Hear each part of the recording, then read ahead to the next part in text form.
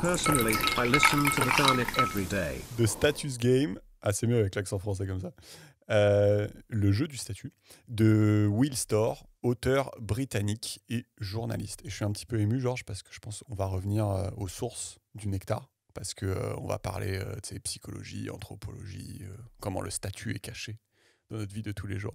Donc ça va être trop bien, vous allez voir. Donc on va aller voir en Micronésie des tribus qui font pousser des gigantesques patates douces. On va parler de la panique sataniste aux États-Unis en 1980. Ça va être gaulerie. On va aller sur des sites de mamans anti-vaccination. On va aller voir une secte qui s'appelle Heaven's Gate, où il y a un mec qui se fait retirer ses testicules. Et ça va être incroyable. Est-ce que toi, tu tenterais une définition de statut, Georges, déjà, ou tu penses que tu vas te brûler les ailes? Je pourrais me brûler les ailes, mais je suis chaud quand même. Parce que voilà, moi j'aime apprendre, quoi. J'aime me confronter à la réalité des choses, tu vois. Non, mais en gros, le statut, on va dire, c'est la manière dont tu es perçu Ouais. par ton groupe social. Et donc, on établit chacun une forme de hiérarchie d'un individu au sein d'un groupe social. Et on va dire que le statut, c'est ce niveau hiérarchique qu'on t'attribue, quoi. Ouais, c'est pas mal. Lui, il disait c'est le sentiment de se sentir valorisé. Mais du coup, oui, ça c'est quand tu as un statut positif. Donc c'est un peu ce que tu disais, ouais, c'est le sentiment de se sentir valorisé. Et ce qui est un peu rigolo, c'est que c'est tabou de dire ça. C'est-à-dire que, je sais pas, c'est un peu gauche de dire que tu veux te sentir, que tu veux avoir du statut. C'est un peu gauche de dire que tu veux avoir du statut. Mais c'est un peu moins gauche de te dire que tu veux te sentir valorisé. Donc je trouvais ça rigolo. C'est-à-dire que les gens, ça se dit pas trop, je veux du statut. Après, le truc, c'est que peut-être qu'il y a plusieurs définitions du statut, tu vois, mais il y a une définition du statut, c'est... Enfin, moi, dans ma tête, le statut, c'est plus une forme de classement par rapport aux autres. Ouais. Et donc, si tu considères que c'est cette notion de classement, c'est nécessairement un peu pédant et un peu, on va dire, agressif de dire que je veux avoir du statut, ça veut dire que je veux être considéré mieux que les autres. Ah ouais. Et après, il y a peut-être une définition du statut qui est indépendante d'une forme de classement. Et là, peut-être que c'est OK, tu vois. Ouais, c'est pas mal. Ouais, alors lui, il va donner les deux définitions, du coup. Il y a un statut par classement Ok. et un statut pas par classement. Mais en effet, peut-être que quand nous, on dit statut, on pense tout de suite à classement. Et donc, on se dit c'est un peu pédant. Alors que parfois, il peut y avoir du statut illimité pour tout le monde. Mais ouais, ok, pas mal. Et est-ce que tu sais... Enfin, je sais pas si c'est évident pour toi au premier abord que c'est un phénomène qui va quand même sous-tendre la majorité de nos comportements. C'est ce qu'il va essayer de démontrer dans le livre. Mais je sais pas si pour toi, déjà, c'est Ouais. surprenant quand je te dis ça. Non, enfin, moi, je serais d'accord comme ça de prime abord sur le fait que ça conditionne et que ça drive, donc ça sous-tend une partie importante de nos comportements. Après, la majorité, je saurais pas dire, tu vois. Mm. Mais par contre, je suis conscient qu'une part importante, ou en tout cas de moi, ce que je fais, ou de ce que les gens font, mais, et principalement de manière inconsciente d'ailleurs, Ouais. c'est pour pas être le bolos, quoi.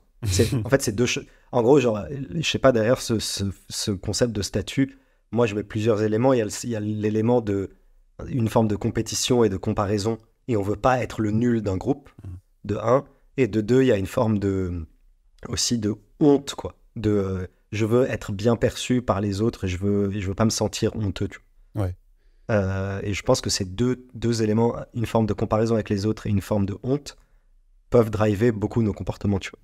Ouais, c'est ça. Et même, j'enfonce des portes ouvertes. Je pense que ça va être évident ce que je dis, mais si on est d'accord que le statut, c'est être valorisé par les autres, forcément, c'est lié à une sorte de darwinisme où, en fait, si tu es valorisé par les autres, tu auras accès à, préférentiellement à la reproduction et ainsi de suite. Enfin, c'est évident, mais bon, voilà. Du coup, c'est aussi un peu... Ouais. Ouais, vas-y. Et en fait, je me demande si, je sais pas, je me suis pas du tout assez réfléchi à la question.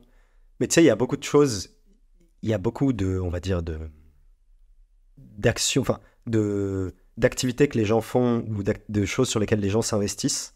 Et on va te dire, genre, c'est pour moi, je le fais pour moi, tu vois. Et genre, beaucoup d'artistes, beaucoup de sportifs de haut niveau, beaucoup de businessmen forts, etc. Souvent, dans le discours, ils vont te dire, oui, bats-toi contre toi-même, essaie d'être meilleur tous les jours, etc. Ouais. Moi, je suis d'accord avec ça. Il faut être, comme on dit, self-driven, genre auto-motivé, tu vois. Mais je sais pas si... Je pense que c'est très rare dans notre société. Après, je dis ça comme ça, peut-être qu'il y a des contre-exemples. de gens qui peuvent être satisfaits de ce qu'ils font sans aucune forme de validation extérieure, tu vois. De dire genre, moi je suis un artiste, ou je fais de la musique, ou moi je fais tel truc, ou tel sport, etc. Mais je me mets pas en compétition, ou je regarde pas les stats d'écoute, ou je m'en fous de ce que les gens pensent, tu vois. Et je sais pas si ça existe en fait. Ouais, d'accord. Et Bah oui, mais tout le principe du bouquin, ça va être de démontrer que ça n'existe pas, justement. ouais, c'est ça. Ouais. Mais en fait, moi j'ai deux questions. C'est un, je sais même pas si ça existe, et deux, si ça existait, je suis même pas sûr que ce soit ça en fait. De se dire vraiment, je me bats les couilles. Enfin, tu vois ce que je veux dire. Alors, Genre, il faut confronter ça. Comment dire, ouais. il faut confronter ce qu'on produit au monde, quoi. Ouais, alors je sais pas si c'est totalement en lien avec ce que tu dis, mais en fait, à la toute fin du bouquin, il fait un chapitre sur le communisme. Et en fait, il dit le communisme, c'est un essai d'une société où il y aurait finalement pas de statut. Et donc, il fait une description du communisme, et c'est assez long et c'est assez intéressant. Et c'est un chapitre où voilà, il essaie quand même de démontrer que ça n'a pas du tout marché. Et même à la fin, tu as même une réémergence du statut parce que juste ça marche pas du tout. Du coup, on va pas le faire là parce que je serais vachement dans le monologue. Mais du coup, vu que j'ai préparé cet épisode, j'ai préparé un petit épisode sur le côté, ou peut-être je le ferai tout seul en monologue, ou du coup, si je me chauffe, je ferai la partie sur le communisme. Mais c'est intéressant ce que tu dis, parce que du coup, ouais, en fait, il essaie d'illustrer ça comme une fable à la fin du bouquin, que c'est pas forcément ça en fait, du tout en fait. Oui, c'est ça. Et en fait, genre, si tu vulgarises, après, je pense que ça peut être faillible, tu vois. Mais je pense que le statut, c'est un moyen de valoriser un comportement, en gros, globalement, ou des comportements, tu Ouais, vois. carrément, ouais. Et de dire, genre, voilà, le statut, il s'acquiert par le prestige professionnel, par l'accumulation d'argent. Je sais pas, peut-être qu'il y a plusieurs moyens d'acquérir du statut. Bon, moi, je l'aimais, genre, prestige professionnel, accumulation d'argent, ou pouvoir politique. Je sais pas, voilà, on va dire, il y a trois moyens. Peut-être qu'il y en a d'autres, mais voilà, moi, j'en trouve trois. Et en gros, ces trois trucs, dans une société saine et qui fonctionne, idéalement, tu les acquiers uniquement si tu es méritant, ou si tu es valeureux, ou si tu apportes quelque chose qui est positivement perçu par tes pairs ou par le commun des mortels. Et du coup, tu peux dire que le statut, c'est une forme de monnaie pour valoriser les comportements que la société du moment considère vertueux. Ouais. Après, le problème, c'est qu'il y a plein de faillites à ça, et il y a plein de gens qui ont beaucoup de statuts et qui sont des bolosses. Donc peut-être qu'il va proposer des moyens de corriger ça, ou j'en sais rien. Mais tu vois, schématiquement, le statut, c'est un peu une manière de valoriser ce que tu considères stylé, quoi. C'est une monnaie, ouais, c'est pas mal la manière dont tu C'est une monnaie. Après, le problème, c'est que ça se transmet, tu vois. Et du coup, genre, les enfants du mec méritant, je suis pas sûr qu'ils soient même enfin, tu vois. Ouais. Bah vas-y, on a qu'à Ouais. attaquer le truc, on va voir un petit peu. Donc ce que je peux faire, c'est je vais commencer par une petite histoire. Et l'idée de la petite histoire, c'est de montrer ce que la quête de statut peut impliquer concrètement. Donc c'est un premier exemple, et c'est avec ça qu'il ouvre le livre, donc c'est assez à propos. Et donc c'est l'histoire de Ben Gunn, qui a 14 ans. Et un jour, il joue avec un copain à lui, donc c'est un garçon de 11 ans avec qui il joue. Et pendant le jeu, on ne s'est pas dit comment il fait, mais en gros, sans faire exprès, il lui révèle un secret très compromettant au garçon de 11 ans. Et en fait, il se rend très vite compte que le garçon de 11 ans va très probablement le répéter à tout le monde. Et donc, Ben Gunn, c'est une histoire vraie, il ramasse une énorme pierre et il frappe le garçon à la tête et il le tue. Et donc, il va en prison. Et même au tribunal, il n'a pas voulu dire au juge pourquoi il avait tué ce garçon de 11 ans. Et donc, il va y avoir deux éléments dans cette histoire, parce que c'est pas fini, mais là, déjà, il y a un premier élément où on voit que si tu regardes à travers le prisme du statut, déjà, en fait, il est allé jusqu'à tuer pour pas que le garçon, finalement, il révèle un truc compromettant sur lui, et il est allé jusqu'à pas le révéler au juge. Et du coup, il a dû aller en prison. Mais tu vois, déjà, il y a un premier élément intéressant de jusqu'où ça peut aller, en fait. Tu vois. Et après, je peux continuer. Donc, Ben Gunn, il est allé en prison. Et il a fini par acquérir un statut important en prison. Donc, il était respecté par tout le monde. il a passé des diplômes, et il défendait ses camarades contre les abus des gardiens. Donc, c'était un peu le spécialiste des petites lois, machin, pour défendre ses camarades. Il est tombé amoureux d'une prof en prison, et la prof le suppliait de sortir de prison. Donc apparemment, il suffisait qu'il foute pas trop la merde pour pouvoir sortir. Elle lui disait, j'ai une maison à la campagne, on va vivre heureux. Mais lui, en fait, à chaque fois, il foutait la merde et il voulait pas sortir de prison. Et il a fini par lui dire un jour, cash, que moi, en prison, je suis quelqu'un. Et en fait, si je sors de prison, en fait, je serai plus personne. Et donc, il voulait pas sortir, malgré le fait qu'il y avait une vie potentiellement très bien qui l'attendait. Donc, déjà, je trouve ça... C'est une entrée en matière. Mais tu vois, c'est quand même assez fou, quoi. Ben Gunn, il est chaud. Ben Gunn, ça va loin, quoi. Mais tu vois ce que ça peut impliquer, quoi. Oui, en fait, je vois. Enfin, la morale, c'est un peu de dire que genre le statut et la manière dont on se perçoit et dont on se sent perçu dans notre environnement, c'est super important, quoi. Et que genre on peut aller super loin pour défendre ça, quoi. Ouais, c'est ça. Mais après, est-ce que c'est perçu de la même manière par tout le monde? Est-ce qu'on a tous le même attachement à ça? Je suis pas sûr. Tu vois. Je pense que Ben Gunn, il est particulièrement chaud.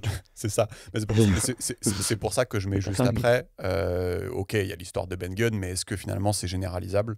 Et donc là, je donne quelques stats justement pour voir est-ce qu'on peut généraliser. Et oui, en effet, tu vas voir, les stats sont intéressantes. C'est-à-dire que déjà, il cite une étude de 60 000 personnes sur 123 pays qui a montré que le bien-être était fortement dépendant de à quel point les gens se sentaient haut ou bas en statut. Voilà, ce qui en fait quelque chose de fondamental pour les humains. J'ai pas les notes, mais j'y pense. Après, se sentir bas ou haut, du coup, dans cette étude, ils ont décorrélé de quel était leur niveau de vie réel. Ouais, c'est toute chose égale par ailleurs, je pense. Ouais.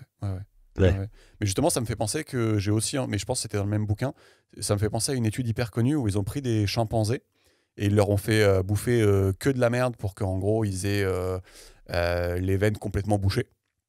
Et en fait, ils s'amusaient à artificiellement changer la hiérarchie parmi les singes. Alors, je sais plus, on s'en fout, c'était des singes. Et ils s'amusaient à changer artificiellement la hiérarchie. Et ils avaient remarqué que, en fait, le fait d'être à un statut plus élevé, en fait, systématiquement, ça améliorait ton état de santé. Ton état de santé, ouais. Et ça diminuait tes chances de mourir. Là, j'ai pas mis ça dans les notes, mais ça me faisait penser à ça. Donc, je peux citer une autre étude qui est assez fun, c'est... Putain, il y a des études ghetto. Ouais, t'as vu? Celle-là, elle va te faire marrer. Ils invitent des gens à une dégustation de cookies et ils leur disent, ouais, parlez entre eux. Et oui, je la connais, celle-là. Vas-y, elle est solide. Tu sais ce qui se passe? Ouais, vas-y, dis alors. Ouais, genre, ils mettent, disons, 4 personnes dans une salle et ils leur font faire une tâche collaborative et ils désignent au hasard une des 4 personnes et disent, toi, tu es le chef du groupe. Ouais. Et après, au milieu de l'expérience où, je sais pas, ils doivent trier des lentilles ou je sais pas ce qu'ils branlent, tu vois, ensemble, genre, ils apportent un plateau de cookies avec que 3 cookies alors qu'ils sont 4. Non, avec 5 cookies, pardon, alors qu'ils sont 4. Et systématiquement, c'est celui qui a été désigné aléatoirement comme étant le chef du groupe qui va bouffer plus que les autres. C'est ça, non? C'est pas ça, mais j'aime bien. C'est pas ça, mais c'est là, c'est un vrai truc aussi. Ouais, elle est cool. Et donc, en gros, genre, du coup, il y a un cookie en plus. Et apparemment, genre, c'est celui qui a été désigné, genre, au hasard comme étant le chef, qui va toujours bouffer le dernier, tu vois. Ou qui va fanfaronner, tu Non, vois. là c'est autre chose. Donc, ouais, c'est ça. Ils leur disent, vous allez déguster des cookies et parler un peu entre vous et choisissez un partenaire de dégustation. Et après, ils n'ont pas du tout respecté les choix des gens. Ils les ont juste mis au hasard. Et il y a des gens, ils sont venus les voir et ils l'ont fait. Ouais, toi, personne t'a choisi. C'est horrible. Et donc, les gens non choisis, soi-disant, ont mangé 9 cookies de plus en moyenne que les gens choisis. Donc, le double. Ouais. Donc, c'est hyper marrant. Donc, ça, c'est horrible. C'est horrible. J'ai kiffé le truc de ouais, toi, personne t'a choisi. C'est encore mieux quand t'es le leader. Et il y en a une, je pense que tu vas apprécier, c'est au Ghana. C'est pas une étude, c'est juste une phrase. Au Ghana, un homme de 32 ans a été aperçu en train de forniquer avec un mouton suite à quoi il a tenté de se suicider en buvant du pesticide. Juste on l'a vu forniquer avec un mouton et du coup c'était fini. Et un petit dernier pour la route, c'est 53% des Américains disent qu'ils préféreraient mourir que d'avoir la réputation de quelqu'un qui a sexuellement agressé des enfants. Point numéro 1. Point numéro 2, 70% préféraient se couper leur main principale plutôt que d'avoir une croix gammée tatouée sur le visage. Et troisième point, 40% préfèrent 1 an en prison plutôt que d'avoir la réputation d'un criminel. Et donc là, je me dis, même si Ben Gunn, il est extrême, on peut quand même généraliser des trucs, tu vois. Putain, je savais pas qu'ils faisaient des tu préfères en sondage, tu sais. Ouais. En fait, il y a des sondages. Des sondages, tu préfères. Tu préfères une jambe en moins ou sucer Gérald Darmanin? Genre... Moi, je préfère une jambe en moins, perso. Voilà, je le dis. Bah voilà. Mais ça... on fait ici un sondage auprès de notre communauté. Ah oui, est-ce qu'on peut lancer un sondage YouTube? Et non, mais voilà, c'est intéressant. C'est quand même, tu te dis, mais enfin voilà, c'est parlant, quoi. Il y en a beaucoup qui préfèrent avoir des vraies punitions plutôt que des réputations, quoi. Oui, après le déclaratif, bon voilà quoi. Toi-même tu sais, mais. Oui. Mais bon, parce que je pense que je préfère sucer Gérald. Tu vois. Mais j'ose pas le dire parce que ça veut dire quoi? C'était entre sucer Gérald et perdre une jambe, tu vois. Ah oui, il y a moyen que, ouais, d'accord. Mais bon, quand on me demande, je dis perdre une jambe parce que Gérald quand même. Tu vois. Voilà. Non, bah ouais, mais tu vois, bon, c'est quand même, il y a quand même une petite accumulation de signes qui pointent vers le fait que les gens considèrent ça quand même comme important, quoi. Et toi, à ton avis, comment on montre que tu as du statut? Je crois que tu avais donné trois catégories, mais il y en a plein d'autres. Ah ouais? Bah, je dirais... Comment tu montres que tu as du statut? C'est comment moi-même je montre ou comment les gens comment tu vas montrer aux gens? Comment tu vas montrer aux gens que tu as du statut? Ah, moi-même je montre. Ouais, bah, en gros, c'est par ma tenue vestimentaire, par l'affichage de mes diplômes, on va dire, par la description de mon niveau hiérarchique dans mon métier, quoi. Ouais, de dire exemple, je suis CEO ou je suis machin. Pas d'autres aussi. Et après, il peut y avoir des attitudes, tu vois. En mode genre, je sais pas, tu ouvres trop ta gueule. Ouais, d'accord. Mais sinon, juste en passif comme ça, je dirais, tu décris ta compétence académique, tu décris ta performance professionnelle et tu montres que tu as du bif, quoi. Et ah oui, il y a les meufs aussi. Tu montres que tu es apprécié, que les gens t'aiment. Ouais, ah oui, il y a meuf et voilà, et je rajouterai meuf et amis. Tu vois. Donc en gros, tu montres que tu as beaucoup d'amis, que les gens t'aiment en gros. Tu montres que tu es séduisant à l'égard du genre qui te plaît, tu vois, on va dire. Tu montres que tu as de la thune, tu montres que tu as des compétences académiques et où tu montres que tu as une performance professionnelle. Ouais, c'est pas mal. Moi, j'avais noté les montres. Dans l'ancien temps, les femmes obèses, quand la nourriture était rare. Au contraire, maintenant, c'est plutôt un signe de pauvreté. Il avait mis les gens qui ont un t-shirt avec un nom de groupe de métal. Souvent, eux, ils considèrent que c'est un signe de statut. Quand tu joues, je me souviens quand j'étais jeune, je jouais à Warcraft 3, et quand tu as 1000 victoires, tu as le petit avatar qui change. Ça, c'est un signe de statut aussi. Ouais. Mais après, le truc de métal, je suis pas d'accord dans le sens où c'est un signe d'appartenance à une communauté. Ouais. Tu dis genre, j'aime le métal. Ouais. Mais en fait, c'est pas nécessairement statut, tu vois ce que je veux dire? Bah lui, dans le livre, il dit que lui, il avait ça quand il était jeune et qu'il se sentait supérieur aux autres. Ah oui. Mettant, voilà. Ah oui, peut-être. Ok, mais c'est peut-être un truc de teenager, tu vois. Ouais. Mais genre, pour moi, c'est pas une évidence de dire que quand tu montres ton appartenance à la communauté, tu signifies nécessairement que t'es meilleur que les autres, tu vois ce que je veux dire? Ouais, après, c'est peut-être un signe de statut dans cette communauté-là. Enfin, c'est ce qu'on va voir aussi avec les sectes, où clairement, quand tu es dans une secte, t'es pas stylé pour ceux qui sont en dehors, mais pour ceux qui sont dedans, tu peux avoir du statut à l'intérieur. Donc là, ça pourrait être ça aussi. Oui, je vois, mais ce que je veux dire, c'est que si on se met là-dedans, après, tout est statut, quoi. Tu vois ce que je veux dire? C'est ce qu'il va vouloir démontrer, ouais.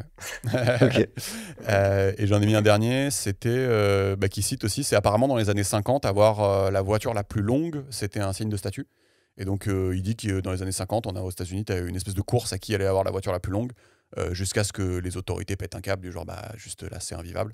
Et ils se sont calmés. J'ai pas checké, juste ça m'a fait rire, je l'ai mis. Donc, il y avait 2-3 petits exemples, et on peut en explorer un, particulièrement absurde. Donc, il raconte que sur une île en Micronésie, donc c'est Pohnpei, il nous dit la hiérarchie est très stratifiée. Rien d'original. L'ascension dans la hiérarchie est difficile, mais un chemin existe pour monter rapidement dans la hiérarchie, et c'est celui qui avait la plus grosse. T'arrives à deviner ou pas? Non, je sais pas. La plus grosse patate douce. Voilà, je vais pas dire ce que tu voulais que je dise. Non. Donc c'est celui qui avait la quoi qu'est-ce qu'il y a et celui qui Ok. avait la plus grosse patate douce. Et alors j'ai cherché, c'est pas des patates douces, c'est des ignames. Putain, j'ai appris un truc. Et ça se dit yam en anglais, Y-A-M. Fun fact, en cherchant la différence entre patate douce et igname, je suis tombé sur le site internet foodandwine.com qui m'a appris que c'était raciste de demander non, de confondre les deux. Donc apparemment je suis un enculé. Donc voilà. C'était très marrant. Qu'est-ce qu'ils font sur cette île? Ils font pousser des patates douces et ils les amènent lors du banquet du chef. Et il faut amener la plus grande. Mais parce que si tu amènes plein de petites, en fait, ça marche pas, apparemment. Apparemment, t'es un bolos si tu fais ça. Et donc, il dit, les gars avaient tous des jardins secrets où ils faisaient pousser leurs patates. Et se levant parfois à 2h du mat', il dit, pour s'en occuper. Alors, une seule patate de compète pouvait prendre jusqu'à 10 ans à faire pousser et atteindre plus de 4 mètres et peser 90 kilos et nécessiter 12 hommes pour la porter. Voilà. Et il y avait toute une codification autour du comportement. Donc, il était, par exemple, impoli de regarder les patates douces d'un autre homme. Celui qui le faisait était couvert de ridicule. On parlait mal de lui dans son dos.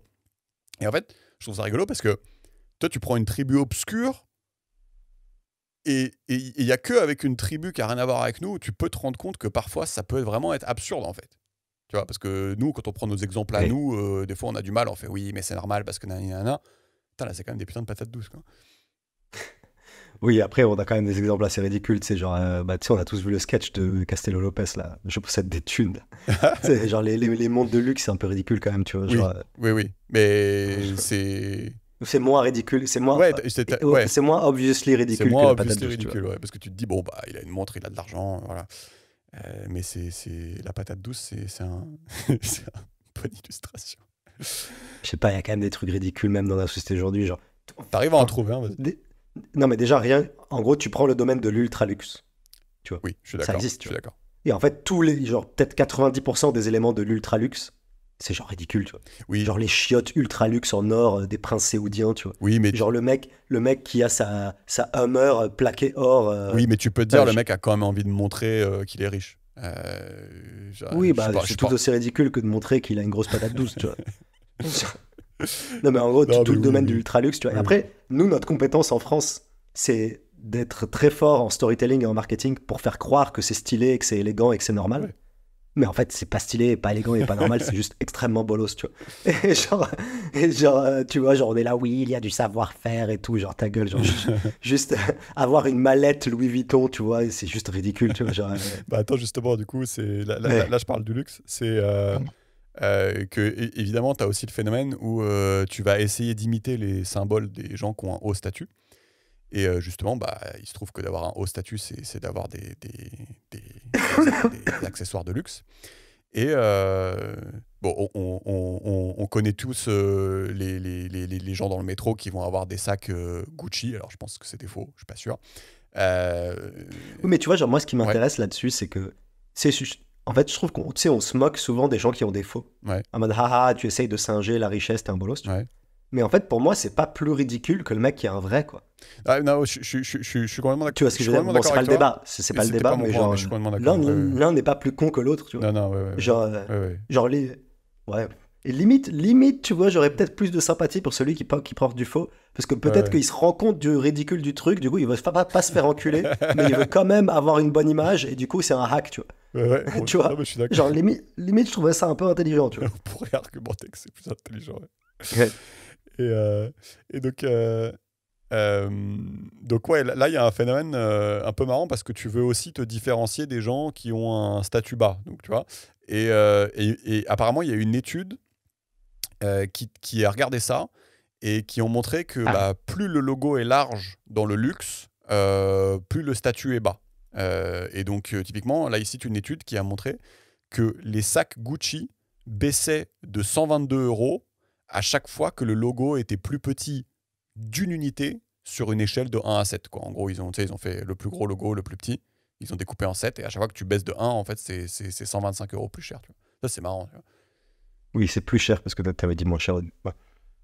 Alors, je vais la refaire. Ouais. Que c'est... Donc en gros, plus le logo est petit, plus c'est cher. Oui, c'est ça. Plus le logo est petit, plus c'est cher. Parce que tu veux te différencier de ceux que tu considères avoir un statut bas. Ça, c'est marrant, tu vois. Oui, tu sais, c'est tout le truc de old money, new money, tu sais, genre. Non, c'est quoi Je sais pas comment tu dis en français, les nouveaux riches, Ah, d'accord. anciens. Et en gros, c'est très nouveau riche. Le luxe ostentatoire, c'est assimilé aux nouveaux riches. Et du coup, nouveau riche, c'est dévalorisé, tu vois. Mhm. Et le luxe non ostentatoire, genre discret, un peu, c'est assimilé au mec qui est riche depuis la nuit des temps et que du coup, qui a pas besoin de montrer, machin, mais qui a ses Picasso chez lui, tu vois. D'accord. Bah ouais, c'est un peu ça. Voilà. C'est un peu ça. Donc en gros, genre 50 Cent, c'est nouveau riche, il est là avec ses chains, tu vois. Ouais. Et genre Bernard Arnault, il est tout soin et il a pas de logo, tu vois, mais c'est narbé, tu vois. Ouais. Ouais.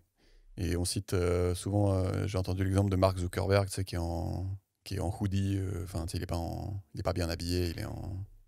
Ouais, Ouais. mais moi je comprends, enfin, je vois un peu où il veut en venir, etc. Mais je commence déjà à casser les couilles. Non, mais en gros, mon point, c'est que je sens qu'il va arriver au stade où il va te dire que tout est statut et que il va commencer à prêter des intentions à tout ce qu'on fait. Ouais.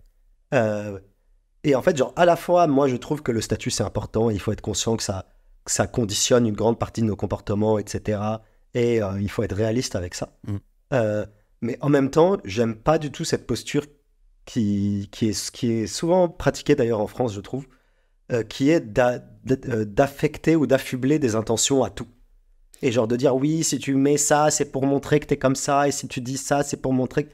Et en fait, à la fin, juste t'es corseté, tu peux plus rien faire et on veut tout de suite te mettre dans des cases. Et en fait, ça m'insupporte de faire ça. Bah de 1, en fait, ça, c'est... Pourquoi pas? C'est-à-dire qu'en fait, là, dans tous les exemples que je vais dire, je trouve ça cool si tu dis que t'es pas forcément d'accord ou quoi. Et de 2, malheureusement, ça va être un peu difficile à argumenter parce que lui, il va te dire que c'est souvent dans le subconscient, en fait. Enfin, en fait, que c'est aussi des calculs que tu fais pas dans la partie consciente de ton cerveau. Donc on va être un peu coincé s'il faut argumenter que non, c'était... Oui, mais... Non, je vois ce que tu veux dire. Bon, après, on rentre dans le débat un peu philosophique. Peut-être que c'est pas pertinent c'est peut-être pas le propos du bouquin. Mais en fait, ce que j'aime pas là-dedans, c'est que si tu considères qu'il y a le statut, si tu considères la définition compétitive du statut, où tu dis c'est une manière de se différencier et de se rendre supérieur aux autres, Ouais. Qui est une définition valide, et que tu considères derrière que tout est statut, donc sachant ces deux éléments, bah du coup, tout ce que fait quelqu'un, tu vas considérer que c'est pour te niquer, et que c'est pour être mieux que toi ou que les autres, et que c'est nécessairement une forme de rapport de force, tu vois. Et en fait, je trouve que cette relation au monde est pénible, tu vois. Et peut-être que quelqu'un fait un truc juste parce que ça le fait kiffer, ou parce que sur le moment il avait envie, ou parce que machin. Et si tu dis qu'en fait ce qu'il fait kiffer et ce qu'il a envie, c'est nécessairement conditionné par une envie de statut, en fait, tu nous places dans un monde qui, à mon sens, c'est pas désir. Enfin, ça fait chier, quoi. Si j'ai envie de me mettre une plume dans le cul, c'est peut-être que j'avais juste envie de me mettre une plume dans le cul et m'explique pas que c'est parce que je veux être plus stylé. Enfin, tu vois ce que je veux dire? Ouais, vas-y, mais tu vas me dire. Tu vas me dire, en fonction des exemples, comment tu sens le truc. On va voir. Pourquoi pas. Et j'en fais un dernier, c'est que j'avais trouvé intéressant, c'est les duels. Tu sais, pendant la Renaissance et jusqu'en 1800, il était considéré stylé de faire des duels quand on te manquait de respect. Ça, c'était un truc de riche. Jusqu'à ce que les pauvres le fassent. Et donc, je trouvais ça drôle parce que, en fait, avant, le fait de dire tu m'as mal parlé, donc je te défonce, c'était un truc de riche. Alors que maintenant, c'est plutôt un truc de pauvre. Tu vois, c'est marrant. Tu vois. Ouais. Voilà. Et donc, ouais, je peux en faire. Ouais, je vais quand même les faire parce que je les aime bien. Ceux-là, il dit il s'attarde un peu sur les hommes qui ont la particularité de ne pas avoir un statut très élevé. Ça, je trouvais ça intéressant. Et qui sont souvent, du coup, les plus dangereux. Parce qu'il dit, dans la majorité des cas, les tueurs sont non mariés, peu éduqués et moins de 30 ans. Et vu que la perception de leur statut est fragile, la plupart du temps, et ça c'est vrai que c'est assez ouf, il cite des statistiques, la plupart du temps, la raison du meurtre est motivée par le statut, lors de disputes sur des sujets triviaux. Donc, tu sais, quand tu demandes à quelqu'un qui a un peu ce profil, voilà, que je viens de dire, non marié, peu éduqué, moins de 30 ans, la plupart du temps, quand tu lui demandes pourquoi tu l'as frappé, pourquoi tu l'as tué, souvent, il va te dire parce qu'il m'a manqué de respect. Ou parce qu'il a manqué de respect à ma fille ou à ma femme. Et tellement qu'en anglais, maintenant, ils ont une abréviation en prison. Et ils disent, tu sais, he dissed me. C'est le raccourci pour disrespected me. Et je trouve ça super intéressant, ouais, en fait, je me dis qu'il a un peu raison, quoi. C'est souvent sur des sujets triviaux, en fait, ce genre de, Oui. je sais pas comment on Oui, appelle ça. bah. Et je trouvais ça Enfin, intéressant comme prisme d'analyse. chez Boulier, j'ai oublié dans quel bouquin on avait dit, mais tu sais, ça rejoint un peu ce qu'on avait dit, tu sais, tout le débat sur l'estime de soi, et de se dire, en gros, plus t'es pauvre et moins t'es éduqué, bah plus tu places ton estime de toi dans des trucs un peu triviaux ou un peu qu'on peut considérer genre un peu anecdotiques, Ouais. mais en fait c'est un peu tout ce que t'as, et du coup tu places l'estime de toi là-dedans, Mm. et du coup t'es ultra sensible à leur perte, quoi. Et à l'inverse, tu pourrais imaginer que plus tu as de biens matériels, plus tu as de capital matériel ou immatériel, Mm. bah plus ton estime de toi elle est diluée. Et si tu perds une partie, bah en fait, tu vois ce que je veux dire, tu peux te, Ouais, tu peux te carrément. retrouver Bah, il y ailleurs. a, il y a- il y a- il y a- donc, il y a deux trucs. Il y a ce que tu dis en termes de biens matériels, mais il y a aussi en termes de bah, si quelqu'un te manque de respect, c'est entre guillemets plus Oui, mais grave. tu vois, je parle aussi de capital, pardon, capital immatériel ou capital culturel, quoi. Ouais, d'accord. Tu vois, genre, si tu as le background culturel et tu dis, ok, bon, ok, il m'a pété la gueule, mais il a pas fait Polytechnique, ha, Ouais. tu vois ce que je veux dire? Non, mais tu vois ce que je veux dire. Donc, Ouais. t'as cette forme de fallback mental où tu es conscient de ta valeur et tu peux percevoir ta valeur ailleurs que dans ces trois trucs anecdotiques. Ah oui, je vois ce que tu Alors, veux dire. Ouais. tu vois ce que je veux Je vois dire? ce que tu veux dire. Je vois ce que tu veux dire. Ouais. Genre, moi, si quelqu'un me défonce, ce qui est pas très dur, Mhm. je peux trouver, je sais que je suis stylé par ailleurs, tu vois. Ouais. Parce que j'ai eu des formes de validation extérieure par ailleurs, God bless, tu vois. Ouais. Mais si je les avais pas eues, tu vois ce que je veux dire? Ouais, mais c'est complètement ce qu'il dit, ouais. Et je trouvais ça intéressant de voir, de regarder les choses à travers ce prisme-là, c'est-à-dire tu sais, de faire une espèce de tour de tour d'horizon des gens qui sont dans une prison, par exemple, et de remarquer qu'il y en a quand même beaucoup qui sont là à cause de ce genre de problématiques, quoi. Donc je trouvais ça cool comme prisme. Et évidemment, il va citer aussi, tu sais, la soupe d'aileron de requin en Chine. Apparemment, c'est sans goût et sans nutriments. Et quand les riches ont arrêté, bah, la vente a chuté de 80%. Et aux USA, on a remarqué que la communauté noire changeait son vocabulaire quand le vocabulaire commençait à être adopté par les blancs aussi. C'est fun ça. Donc voilà. Euh, et, euh, oui, et sur ce dernier exemple, c'est assez intéressant. Je ne sais pas si tu vois pourquoi. C'est-à-dire que c'est pas uniquement les pauvres qui imitent les riches. Tu vois ce que je veux dire? C'est en fait ce dernier exemple, il illustre aussi que on joue à une multitude de jeux de statut en même temps. Il n'y a pas forcément que la richesse. C'est-à-dire que tu peux aussi trouver du statut en étant un mec un peu street, quoi. Enfin, tu vois. Oui, C'est bah pas qu'une question de en fait, richesse. c'est une manière de se différencier, quoi. Ouais. Et après, tu peux te différencier positivement, négativement, mais en gros, tu peux considérer que chaque groupe social souhaite se différencier de ses pairs. Ouais.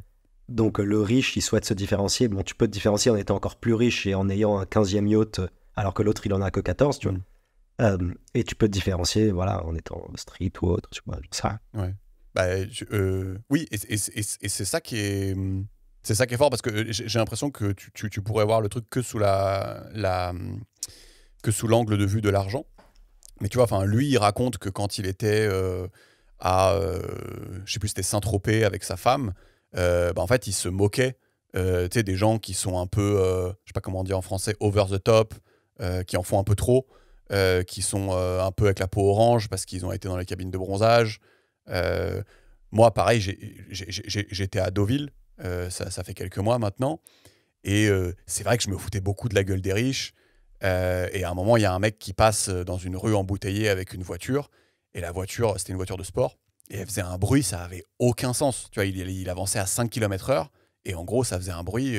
C'était tout le monde se retournait et faisait mais qu'est-ce qui se passe?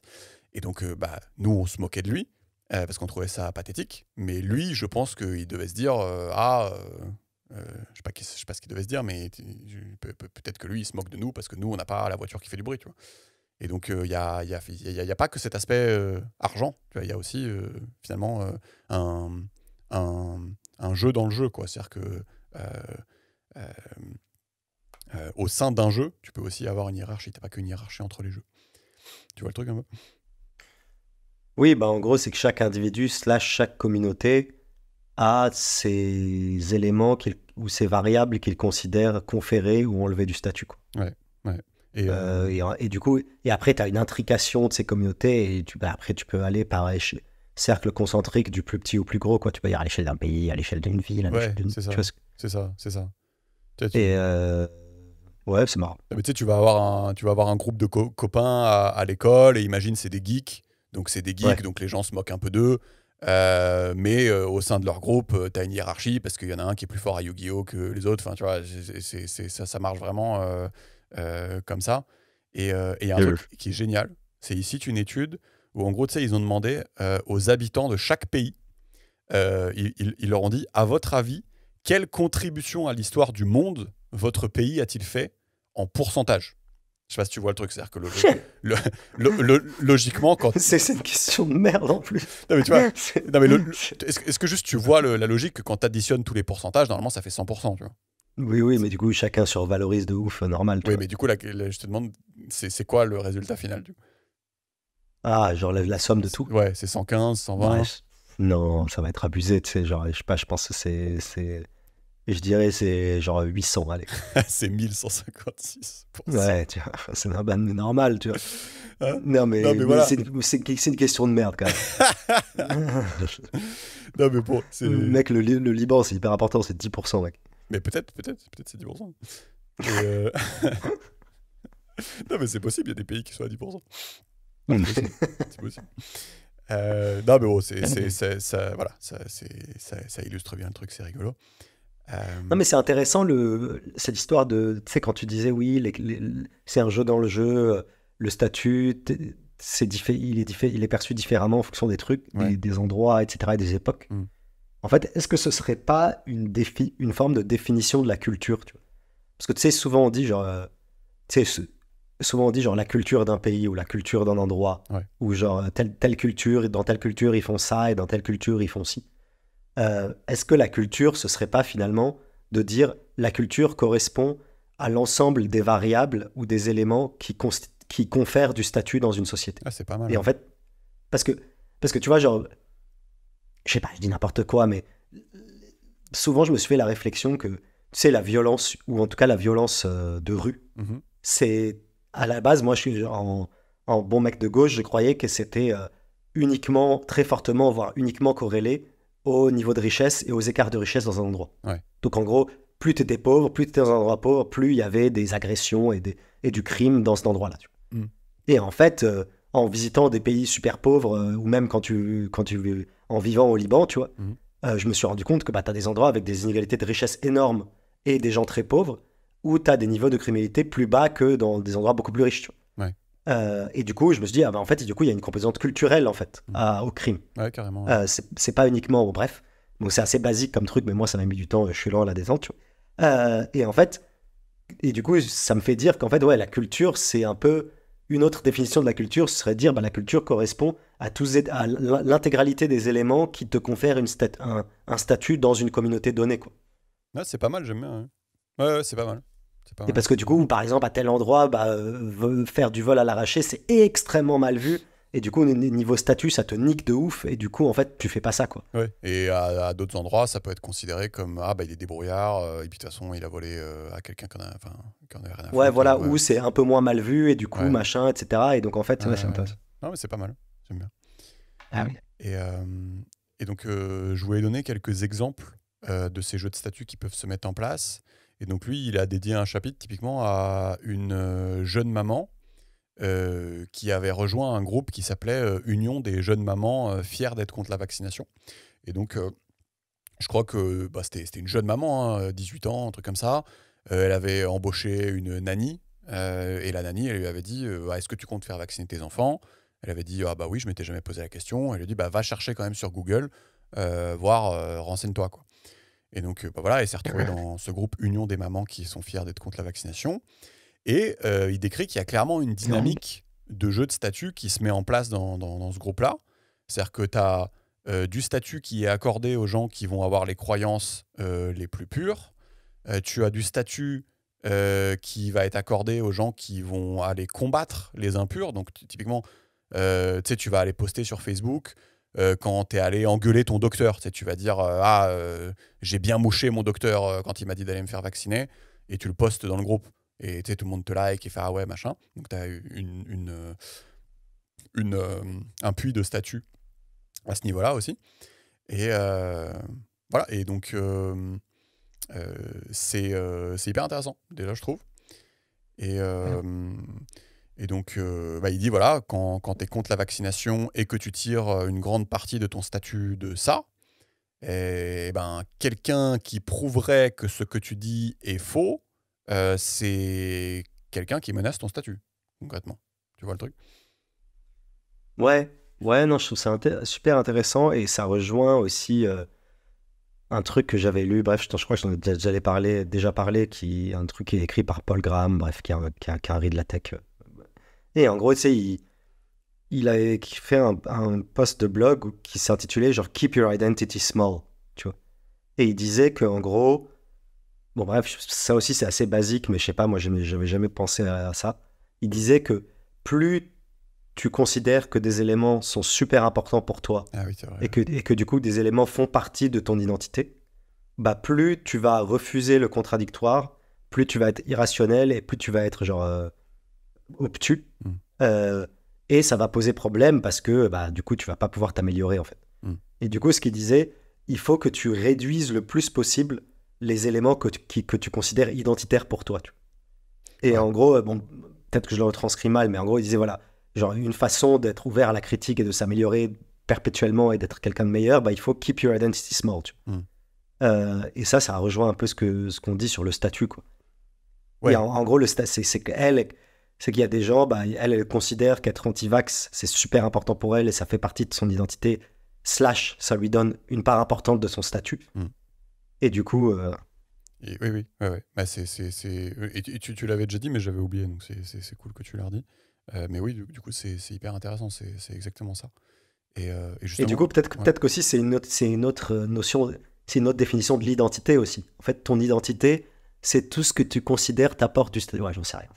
Voilà, je m'en flatte. Justement, Paul Graham, il a l'air d'après ce que je compte, Paul Graham, il a dit, il a l'air de dire justement, ne fais pas en sorte que tes idées soient ton identité en fait. Enfin, il te dit, les idées, c'est pas toi. Donc, si quelqu'un te dit que ça, ce que tu penses, c'est faux, faut pas considérer qu'il est en train de te détruire. Juste, tu dis, ah, bah c'est cool, explique-moi pourquoi, j'avais peut-être pas compris. Voilà. Donc ouais, c'est hyper intéressant ce qu'il a l'air de dire, du coup, que tu me rapportes le truc, mais moi, je trouve ça cool. Et juste pour aller plus loin, ils montrent une étude où, en fait, ils ont fait des IRM du cerveau et ils ont constaté que rencontrer une opinion contraire à la tienne dans ton cerveau, c'est la même zone qui s'allume que quand tu rencontres un ours dans la forêt. Et donc, c'est pas con en fait, parce que rencontrer une opinion qui est contraire à la tienne, c'est aussi une forme de menace. Si tu prends le truc par le bon bout. C'est quelque chose, si tu reprends l'exemple de la nana anti-vaccination, c'est clairement une menace, quoi, de venir remettre en cause ses idées. Donc c'est hyper intéressant. Je vais donner un point de vocabulaire, c'est ce qu'il appelle les cousins. Et les cousins, c'est les gens de qui tu as peur si tu émets un avis divergent au groupe. Donc les cousins sont là pour te remettre passivement, entre guillemets, dans le droit chemin. Ça, c'est un point de vocabulaire intéressant. Donc les cousins, si tu émets une mauvaise opinion, ils vont te remettre dans le droit chemin par moquerie, par commérage, et si la transgression elle est forte, ils peuvent aussi t'immoler sur la place publique pour faire de toi un exemple. Donc ça, c'est les cousins. Et donc c'est quoi, comment on peut illustrer les cousins? C'est que par exemple, tu as Martina Navratilova, tenniswoman aux 59 titres du Grand Chelem, qui avait dit que c'était de la triche si un transgenre biologiquement homme jouait contre des femmes en compète. Et donc les cousins l'ont poussé à s'excuser publiquement, tu vois. Et donc, tu vois, c'est ça, ça c'est intéressant, c'est le concept du cousin. C'est les mecs qui sont là si tu transgresses. Tu vois le truc ou pas? Ouais. Oui, oui, cousin. Après, Je sais pas si t'as d'autres ouais. exemples de cousins. Bah si, oui, forcément. Enfin, dès que tu dis un truc qui est un peu contraire à la doxa, t'as des cousins. Si la meuf anti-vax poste sur le forum Facebook quelque chose de ah mon docteur m'a fait douter machin, bah t'as les cousins quoi. Oui. Tu vois. Oui, en gros, c'est. Bah, tu sais, si on dit que le statut, c'est une monnaie, Mm. euh, bah, du coup, si tu dis un truc qui est contraire au truc, bah, en fait, les gens vont te retirer de la monnaie, quoi. Tu vois ce que. Enfin, Ouais. après, est-ce qu'il y a des gens identifiés pour ça ou est-ce que ça se fait plus ou moins organiquement? Je pense qu'il y a des gens qui sont plus cousins que d'autres, tu vois. Oui. Mais. Ouais. Bah ouais. Le truc auquel auquel on pense tous, c'est Twitter. Et justement, il en parle, mais ça c'est intéressant. Bon, il dit qu'il y a une étude avec 10 000 participants qui a trouvé 7 groupes d'opinion différents en Angleterre. Et donc, un des groupes identifiés, c'était le groupe des activistes progressistes, donc ceux entre guillemets motivés par la justice sociale. Et c'est un groupe qui a la particularité d'avoir la politique au cœur de son identité. Et c'est aussi un groupe qui a la particularité d'être le plus éduqué des 7 groupes. C'est un groupe qui a la particularité de gagner le plus d'argent parmi les 7 groupes. Et c'est ceux qui postent le plus sur les réseaux sociaux. Donc c'est plus de posts sur les réseaux sociaux que tout le reste du pays combiné. Tu vois. Et ça, je trouvais ça hyper intéressant, quoi. Et c'est 13% de la population en Angleterre et 8% aux États-Unis. Et avec peut-être 10% de ces 13% qui doivent vraiment contribuer sur les réseaux sociaux de manière extrême. Et donc, c'est assez drôle parce que du coup, eux, ils sont à fond dans la cousinade. Ouais. Et finalement, bah, ils sont pas beaucoup, en fait. Donc, je trouvais ça intéressant. Et je pense que aujourd'hui, on pense surtout à eux quoi, quand on parle de ça. Ouais, ok. Mais non, mais je vois, après, je suis pas très. Je suis pas super confortable avec ce concept de cousin parce que je pense qu'il veut un peu tout rien dire. Enfin, je sais pas, j'aurais besoin qu'il soit un peu plus précisé, tu vois. Parce Euh, qu'en gros, genre, oui, quand tu fais quelque chose, quand tu as un comportement que ton groupe considère néfaste, bah, il y a des gens qui vont te le signifier, tu vois. hmm. Et du coup, oui, bon, c'est un cousin, d'accord. Mais enfin, Ouais, bah, je c'est sais ça. pas, je sais pas quoi faire de cette info, tu vois. Non, mais c'est intéressant pour. Euh, Parce que du coup, c'est pas dans Twitter, en fait, même dans ta famille, tu vois, au boulot, ou genre, en Ah oui, fait, il y a carrément. partout ce qu'il appelle des cousins. Oui, oui. C'est des gens qui vont te Oui, bifler quand t'as un comportement qui est considéré comme néfaste. oui, Mais carrément. ça fait partie de la vie en société, tu vois ce que je veux dire, tu vois. Carrément. Bah oui, non, mais c'est juste pour. Enfin, typiquement, tu vois, tu pourrais te dire, bah pourquoi la maman dans son groupe Facebook, elle peut pas faire un post où elle émet des doutes, où elle dit ah bah j'ai discuté avec machin, il m'a dit que quelque chose, machin. Oui. Et en fait, c'est juste pour mettre des mots sur le fait que bah en fait tu vas avoir Ouais. tout de suite les cousins qui vont arriver et qui vont dire non mais voilà qui vont te remettre dans le droit chemin. Et donc Oui. ouais, c'est juste pour illustrer ça, mais en fait c'était un point de vocabulaire. Et ouais, je trouve ça cool de mettre juste un mot derrière le truc. Oui, Euh, donc en fait, c'est des gens qui obtiennent du statut en faisant respecter une vision donnée du statut, quoi. c'est ça, c'est un autre Tu vois mot. ce que je veux Ça, dire? il appelle ça les warriors. Ouais. C'est pas pareil. T'as les cousins et les warriors. Je suis pas sûr d'avoir compris la différence entre les deux. Mais t'as les cousins et les warriors. Et y en a un qui est rigolo. Un autre exemple de jeu, il appelle ça le jeu des jeux. Et c'est la secte. Et donc c'est une secte, il dédie un chapitre à la secte de Heaven's Gate. Et donc c'est hyper drôle. T'as 2 leaders de la secte qui se font appeler Ti et Do, qui sont incarnations de Dieu et de Jésus, et qui prêchent le fait qu'en suivant leurs règles, tu peux être promu vers le niveau supérieur d'existence, c'est-à-dire en fait il y a un ovni qui vient te chercher. Et donc c'est hyper drôle, c'est une secte qui a l'air gaulerie. C'est tous les noms des gars doivent se terminer par Ody, O-D-Y. Alors il faut laisser tomber ta famille, ton travail. Il y avait tout un langage ésotérique, donc la salle à manger c'était le Nutrilab. Quand tu faisais un paix, c'était un Poufoufus. Il y avait des règles strictes de combien de dentifrice il fallait mettre sur la brosse à dents, combien de temps tu peux passer dans la salle de bain. Il fallait pas avoir de pensée privée. Il fallait pas se fier à son propre jugement. il fallait pas utiliser son cerveau. Et le meilleur, c'est il fallait ajuster tes vibrations pour voir le monde de la façon dont il fallait le voir. Tu sais, si tu dis non, c'est bullshit ce truc, en fait, faut ajuster tes vibrations. Et il y en avait un aussi, c'était pas le droit de se masturber. Et donc, au bout de quelques années, c'était insoutenable. Donc, ils ont demandé à être castrés par une des femmes de la secte qui avait travaillé en tant qu'infirmière. Donc, tu imagines toutes les complications associées derrière. Et pour couronner le tout, ils ont fini par se suicider en 97 collectivement. Et en fait, pourquoi ils font ça ? Ça va te vénère.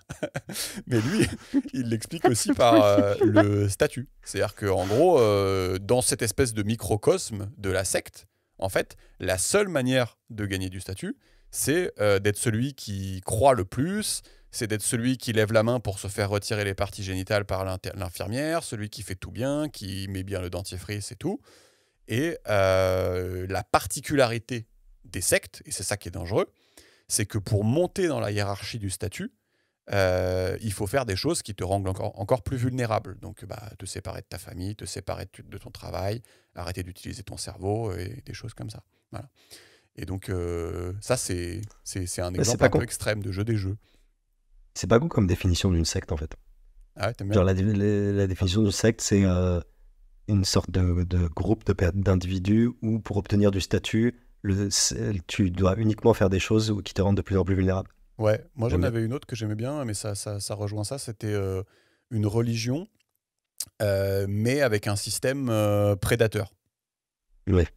Et ça rejoint un mais peu. Mais c'était combien dans cette secte ? Je sais pas. Je pense je veux savoir combien de paires de couilles ont sauté, tu vois. Moi, quand j'ai lu le livre, il y en avait que 2.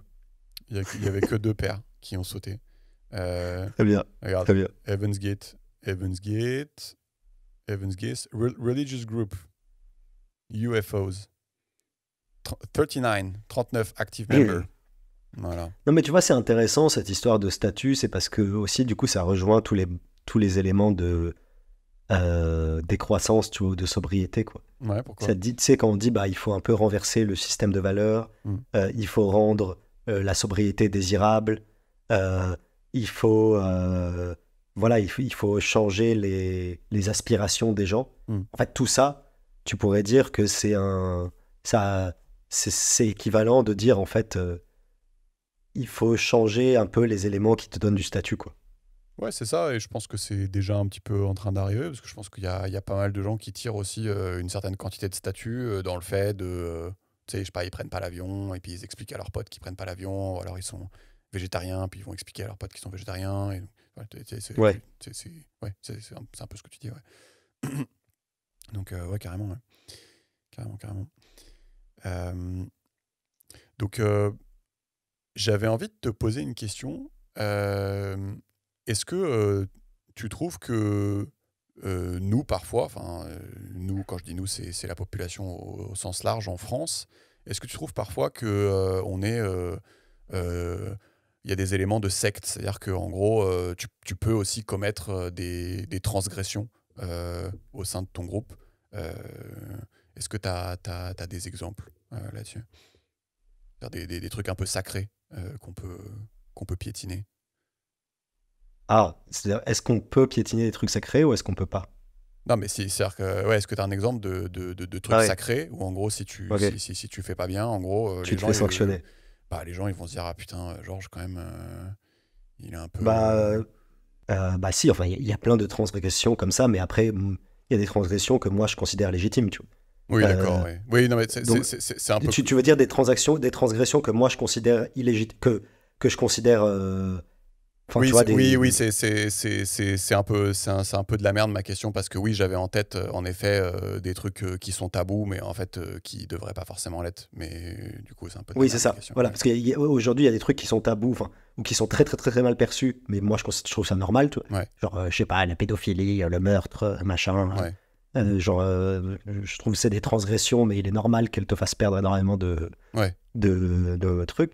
Et après, des tabous qui n'ont pas lieu d'être, si, je pense qu'il doit y en avoir, mais j'en ai pas spécialement en tête là tout de suite. Mais oui, je pense qu'il doit sûrement y en avoir. Ouais, en fait, en fait j'ai essayé de changer au dernier moment parce que, en fait, pourquoi je dis ça? Parce que je trouvais ça hyper drôle. Je m'étais posé la question, c'est quoi les tabous qui n'ont pas lieu d'être? Et en fait, j'en avais trouvé deux. Et après, j'ai lu un autre bouquin qui est le. Mais j'en ai trouvé deux hyper précis, tu vois. Et après, j'ai lu un bouquin de. Je pense que tu le connais, Tim Urban. Si en plus on en avait parlé. Bref, il a écrit un bouquin qui s'appelle What's Our Problem. Et j'ai été sur le cul quand j'ai vu qu'il a cité les deux exactement les mêmes que moi. Et donc, je me suis dit, ouais, c'est ouf. Et du coup, on les fera. Quand on fera son bouquin, du coup. Mais ouais, du coup, je change un peu à la volée, mais ouais, je m'étais dit, j'en avais trouvé deux et il a fait les mêmes que moi, donc je trouve ça incroyable. Ouais. Mais tu vois, genre, par exemple, c'est un truc qui me vient en tête, je pense que pendant longtemps, il y a eu un tabou sur le travail, mais c'est plus le cas aujourd'hui. Du style. Genre, je pense que pendant longtemps, dire que le travail occupe une place trop importante dans nos vies, dire que, en fait, moi, je suis un individu qui veut moins travailler, ou je trouve pas ça si important le travail, ou la vie ouais. professionnelle, pour moi, est accessoire. Mm. Aujourd'hui, ça va, tu vois. Mm. Mais je pense, il y a 10, 20, 30 ans, c'était un peu tabou de dire ça, tu vois. Mm. Tu pouvais perdre énormément de statut, tu vois. Mm. Et après, bon, je pense que tu peux en trouver d'autres. D'accord, mais en fait, ouais, enfin, c'était un point pour voir déjà si t'en avais en tête et aussi pour dire que bah, du coup, dans le livre de Tim Urban, on fera les deux que j'avais en tête. Mais qui sont coïncidés bizarrement avec Tim Urban. Ensuite, il y a d'autres phénomènes que j'ai beaucoup appréciés et il appelle ça les phénomènes de ruée vers l'or de statut. C'est-à-dire qu'en gros, la société se met dans une configuration telle que des quantités de statut quasi illimitées deviennent disponibles. Je pense que tu n'as pas d'exemple en tête de ruée vers l'or de statut. De ruer vers l'or de statut. Ouais, genre, en gros, il y a des quantités illimitées qui sont débloquées.